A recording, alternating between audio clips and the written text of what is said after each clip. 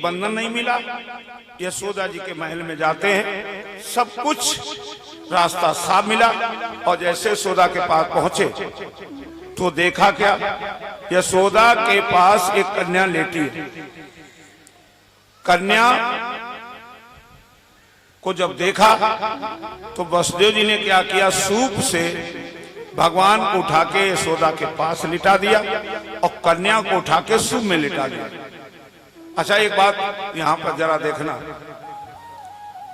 खेलने दो खेलने दो, हे बाबू उसको खेलने दो, आप खिलाओ उसको, यही काम करो, ये भी चलाओ उसको भी खिलाओ।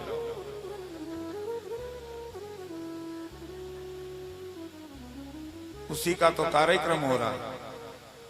बोलो भक्तवत्सल भगवान की जय। तो जब कन्या को उठा लिया, सूप में लिटा लिया, आप विशेष ध्यान देना, कहीं पर किसी विद्वान के द्वारा आपने ये नहीं सुना होगा कि जब कंस वसुदेव के बच्चों को मारता था तो वसुदेव कभी रोए? कभी नहीं रोए। इतना धैर्य जितना वसुदेव जी में था किसी में नहीं, कभी नहीं रोए। लेकिन आज वो वसुदेव अपने को नहीं रोक पाए। देवकी रोई है, रातों में उठकर रोती थी। अच्छा, एक बात और सभी लोग बताना, विचार करना, जब कंस देवकी के बच्चों को पटक के और चला जाता था तो वहां पे चिथड़े चिथड़े बात आता था। किसी विद्वान के द्वारा या किसी वक्ता के द्वारा आपने ये सुना कि वहां कंस सफाई कराता था? है? नहीं कराता। आज वो मांस के लोथड़े जब सड़ते हैं तो बदबू होती है, मांस सड़ेगा तो बदबू होनी है। तो जब बदबू होती है तो रातों में देवकी उठ के बैठ जाती और रोने लगती। वसुदेव जी कहते क्या हुआ? बोले स्वामी बदबू हो रही। वसुदेव जी कहते पगली, तेरे हृदय के टुकड़े हैं, तेरे कलेजे के टुकड़े, रो रही हो, मत रो मत रो। आज अगर ये कष्ट है, दुख है, तो कल सुख जरूर आएगा, मत रो देवकी। तुम रोती हो, मुझसे देखा नहीं जाता, मत रो। गले से लगा लेते वसुदेव और हमेशा धैर्य बनाया कि मत रो। आज देवकी पेट पकड़ करके रोती है। अच्छा, और एक विशेष बात आपको बताएं,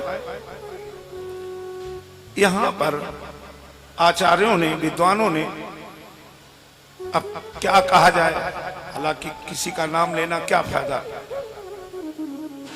ऐसे ऐसे उपाय बता दिए कि ये कर लो ये हो जाएगा, ये कर लो ये हो जाएगा, ये कर लो ये हो जाएगा। एक विचार करना, जिस देवकी मां को भगवान ने अपना मां माना, देवकी के गर्भ से प्रकट हुए, अच्छा ईमानदारी बताना, देवकी को कितना रुलाया? बोलो कितना रुलाया? अगर भगवान थे तो रुलाया क्यों? 8 बालक हुए,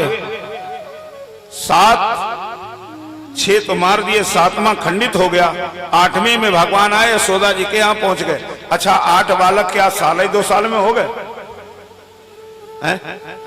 अगर 1 साल का भी अंतराल करोगे तो 8 दूनी 16 और 11 वर्ष रहे भगवान यशोदा जी के पास। 11, 16, 27, जो 27 वर्ष रात दिन देवकी रोई हो, तब कहीं भगवान का प्यार मिला।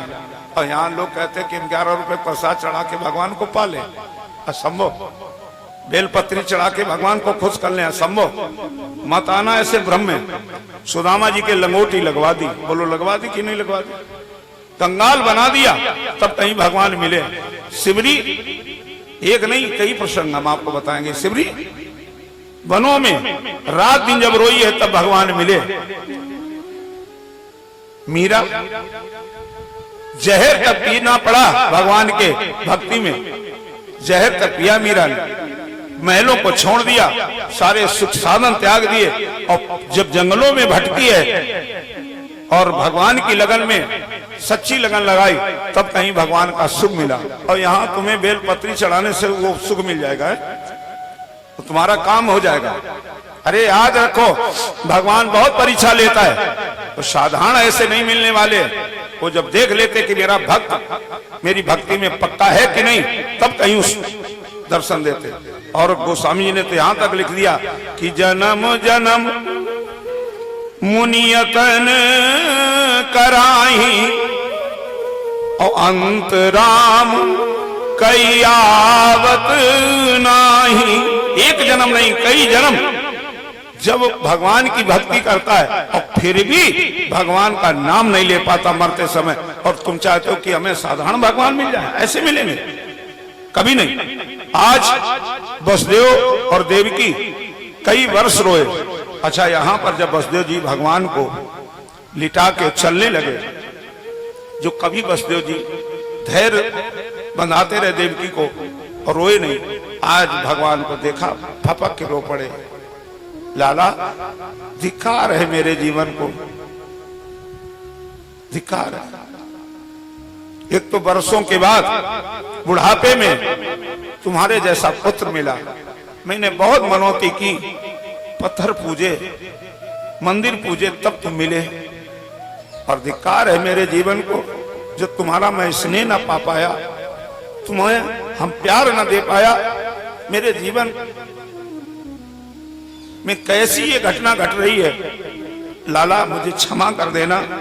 हर पुत्र को पिता का प्यार चाहिए, हर पिता को पुत्र का स्नेह चाहिए, हमें कुछ नहीं मिला, ना मैं प्यार दे सका और ना तुम्हारा स्नेह आ सका। धिक्कार है मेरा जीवन, श्याम क्षमा कर देना। बहुत मुझसे ये गलत अनर्थ कार्य हो रहा जो मैं तुम्हें छोड़ के जा रहा हूं। अच्छा, एक और विचार करना, सोचना, कोई पिता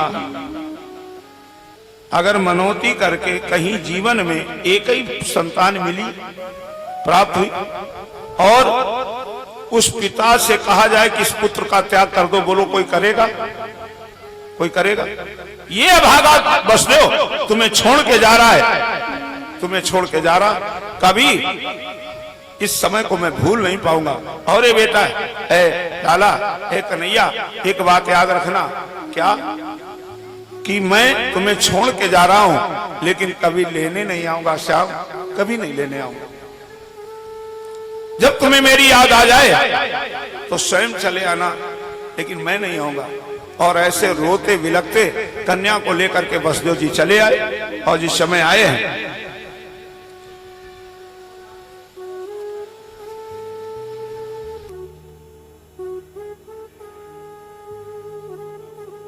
कन्या को लेकर के और अपने मथुरा को आते। जब मथुरा में आए तो प्यारे भक्तों एक बात और देखे, कन्या देवकी को दे दी, और जिस समय कन्या को दिया है तो गोद में कन्या पहुंची, देखते देखते हाथों में हथकड़ी और पैरों में बेड़ी वसुदेव देवकी के पड़ गई। अब आप विचार करना, यही कथा है कि ब्रह्म आए तो बंधन मुक्त, कोई बंधन नहीं रहा। और कन्या ये कौन है? माया। माया जैसे आई बंधन ग्रसित, और जैसे बंधन ग्रसित हुए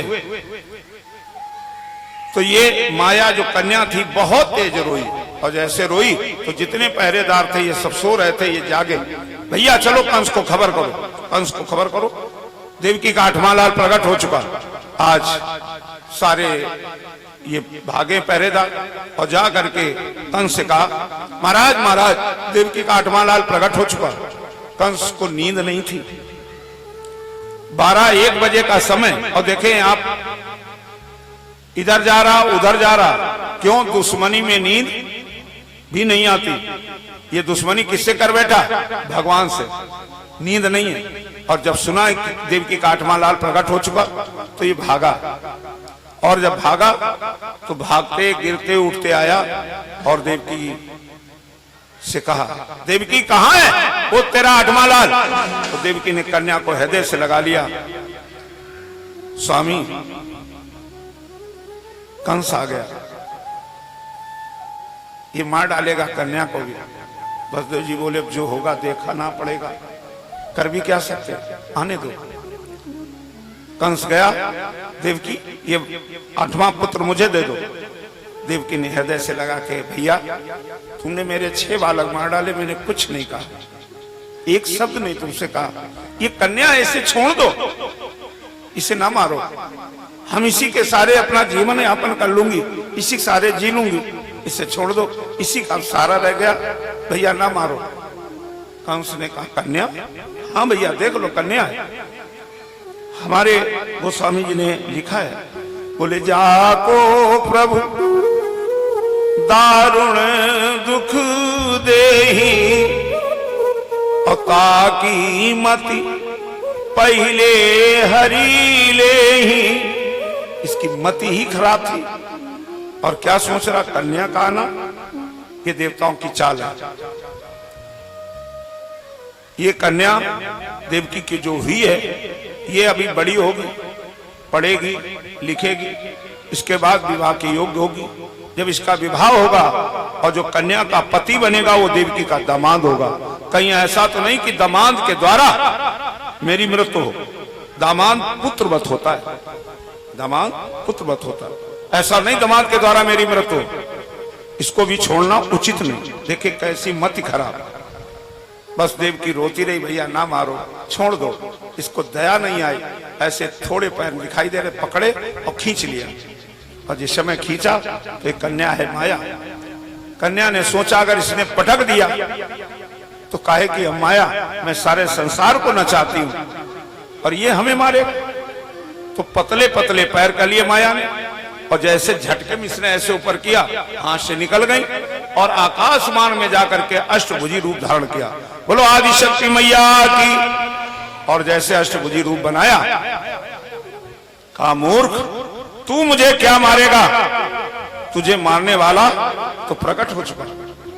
कंस ने कहा कहां? बोले ये नहीं बताएंगे, वो हो चुका। तब यहीं पे कंस जब सुना कि मुझे मारने वाला प्रकट हो चुका, आज वसुदेव देवकी की तरफ आया और क्या कह रहा, अहो भगन्यो अहो मया भाम। ऐ बहनोई मुझे क्षमा कर दो, क्षमा कर दो। मैंने तुम्हारे 6 पुत्र मारे, लेकिन मैंने ऐसा चाहा नहीं था, ये हमसे कराया गया। अगर आकाशवाणी ना होती तो मैं तुम्हारे बच्चों को नहीं मारता। बहन, ऐ बहनों मुझे क्षमा कर दो। चरणों में पड़ा। देवकी ने कहा नीच, हत्यारे, जल्लाद, तूने मेरे 6 पुत्र मार डाले, मेरे हृदय से पूछ क्या बीत रही। ऐसे हत्यारे का तो मुख नहीं देखना चाहिए, चला जा यहां से, मैं तुझे देखना नहीं चाहती। मैं क्षमा कर दूंगी, लेकिन कभी भगवान तुम्हें क्षमा नहीं करेंगे, चला जा। ये चला जाता है। देवकी बहुत रोती, ना जाने मेरा पुत्र किस साल में होगा, कैसा होगा। वसुदेव जी भी रो पड़े और जिस समय रोए, देवकी ने कहा तुम तो कहते थे धैर्य रख देवकी मत रो, तुम ही रो रहे, क्या हुआ, अब क्यों रो रहे हो? बोले देवकी जब मैं अपने लाला को छोड़ के चला ऐसा लगा मेरे प्राण निकल जाएंगे, मैं जीवित नहीं रहूंगा। आज भी वो दृश्य मेरे आंखों में आता है, अपने कन्हैया को देख के, लाला को देख के मेरे आंसू नहीं रुकते। देख के मैं करूं तो क्या करूं। देवकी ने वसुदेव जी का सर अपने हृदय से लगा लिया, स्वामी तुमने जीवन भर मुझे धैर्य बंधाया, आज मैं कहती हूं कि अब जो होना था वो हो गया। कभी न कभी मेरा लाला अवश्य आएगा और आएगा तो ये दुख छट जाएगा, दुख छट जाएगा। मत अब आप उदास मत हो, मत रो। देवकी रोती और भगवान को याद करती, ना जाने किस हाल में मेरा कन्हैया होगा, कैसा होगा। और याद करके भगवान को क्या कहती जरा देखे। अरे पंख जो होते उड़ जाती नंद बाबा के द्वार, आंचल उमड़ रहे हैं मेरे बही दूध की धार, लाल मेरो सोबत हुए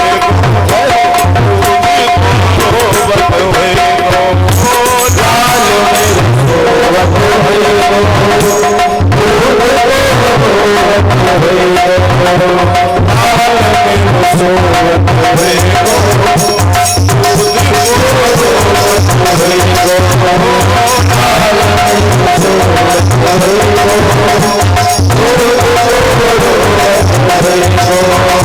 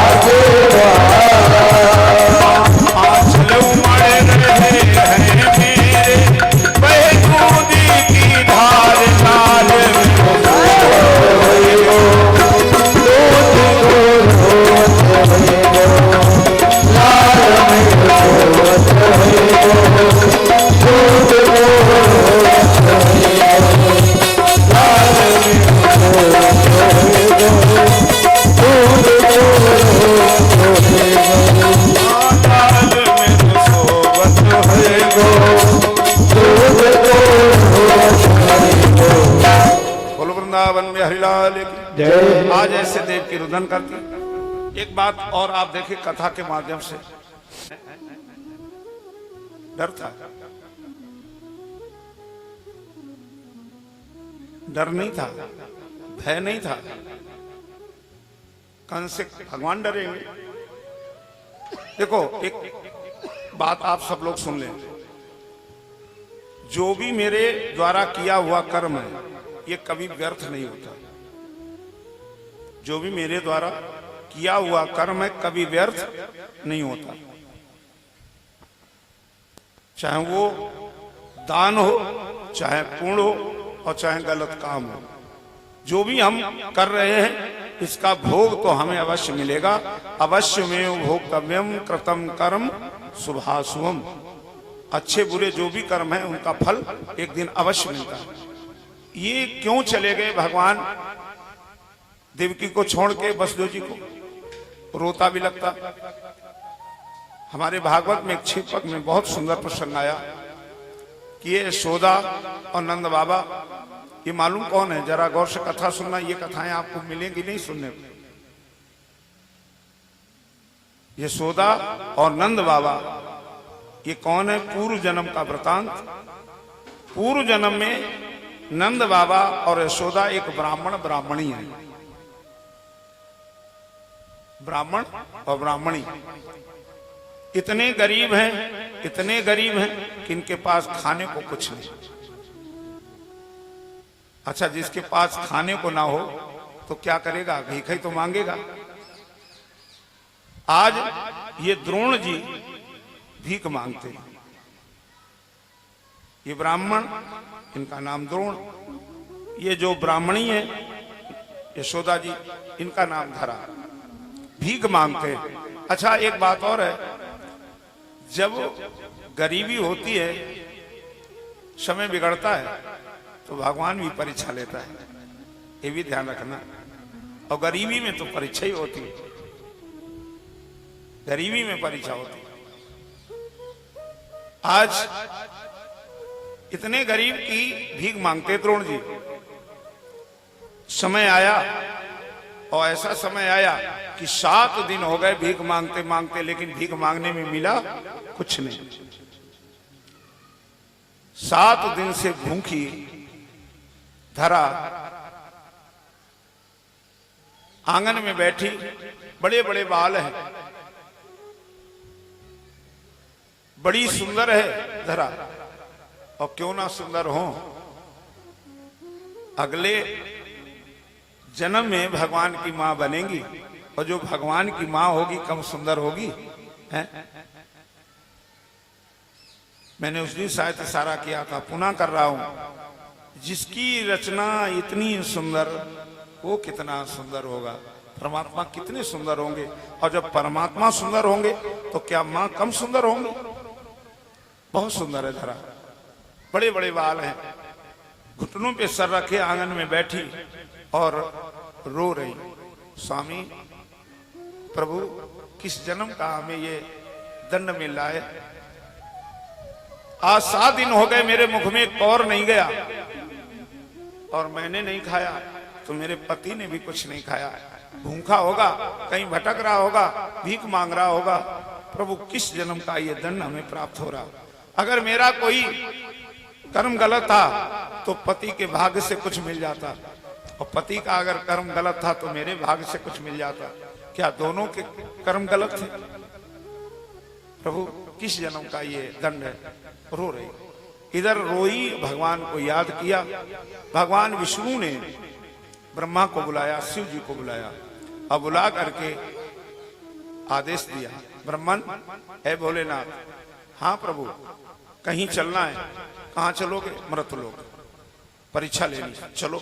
आज ब्रह्मा, विष्णु और महेश तीनों देवता संत वेश में प्रकट हो गए। गौर से कथा सुनना, ये कथाएं बहुत सुंदर है। मृतलोक में प्रकट हो गए, चले जा रहे हैं भीख मांगते। जिस दरवाजे पहुंचते भिक्षाम दे आवाज लगाते, जो दे देता ले लेते, नहीं तो आगे बढ़ जाते, चले जाते। जब भगवान धरा के दरवाजे आए आवाज लगाई, कोई है भिक्षाम दे। तो धरा व्याकुल हो गई कि एक भिखारी के यहां भिखारी, मेरा पति खुद भिखारी है, भीख मांगता है। अच्छा, आप लोग क्या समझते भिखारियों के यहां भिखारी नहीं जाते होंगे? अवश्य जाते। मेरा पति भीख मांगता है, आज 7 दिन से मैंने कुछ नहीं खाया और मेरे दरवाजे कौन आ गया भीख मांगने? अगर मेरे पति को कोई भीख नहीं देता कोई बात नहीं, लेकिन मेरे दरवाजे आए हुए अतिथि मैं खाली हाथ नहीं जाने दूंगी। देखिए धरा का भाव, धरा का भाव क्या है कि मेरे दरवाजे जो भी अतिथि आए, अतिथि भगवान स्वरूप होता है, मैं कुछ ना कुछ दे करके तभी इन्हें विदा करूंगा। ये भाव आया। उठी, अपने आंसू पोंछे, रो रही थी। पूरे घर में ढूंढा, आटा दाल चावल कुछ मिल जाए तो मैं भिक्षा दे करके इन्हें यहां से विदा करूं। जब कुछ हो तो स्वयं ना खाती, कुछ नहीं मिला। जब कुछ नहीं मिला तो मन में विचार कि आटा दाल चावल नहीं है, अगर फल भी भिक्षा में दे दिया जाए तो तब भी भिक्षा पूर्ण हो जाती। और फलों में सबसे उत्तम फल है आंवला। फलों में सबसे उत्तम फल आंवला।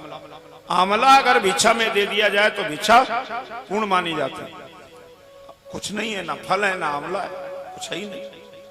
बाहर निकली और बाहर निकली तो देखा 3 संत, सुंदर संत खड़े, हाथ जोड़े, भगवान